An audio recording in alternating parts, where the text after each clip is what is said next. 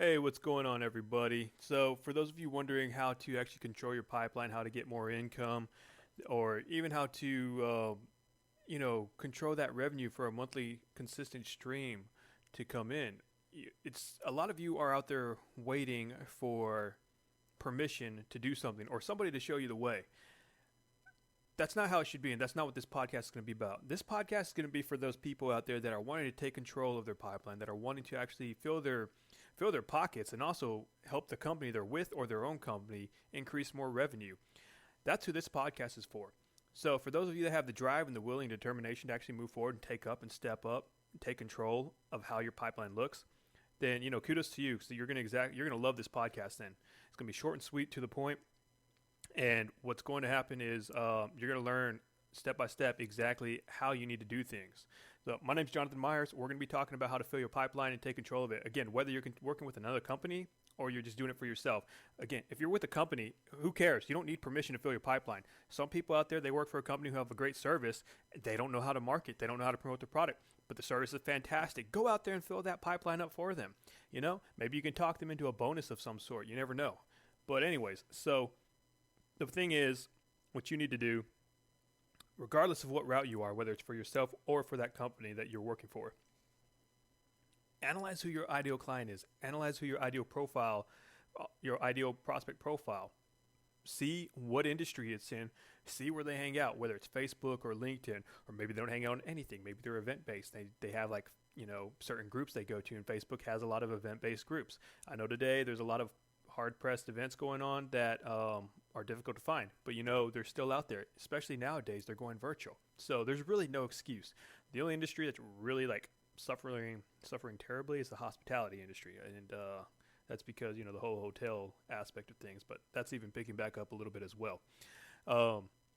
So here's what you need to do. Okay, first and foremost, start off by identifying your prospect profile.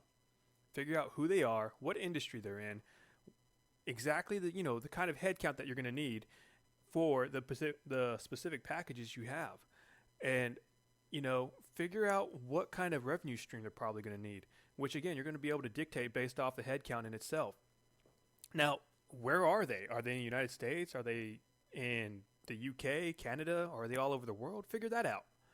And finally, the title is super important. You don't just want to go for the word buyer. You want to go for the person who makes the decision, the person who makes the whole process happen.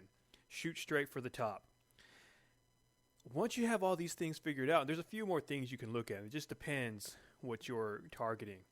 As an example, there's triggers you can also target. Let's just say you're a transformation coach who helps people transition from one position to another. One of the trigger points example would be somebody just got promoted to a new position in the executive industry, and they're now the chief executive officer. They're now the chief marketing officer or something like that. Something with a leadership role, and you're a leadership coach and a transformation transitioning coach. Well, then that's what you're going to be looking for. People who have had that happen. That's what a sales trigger is.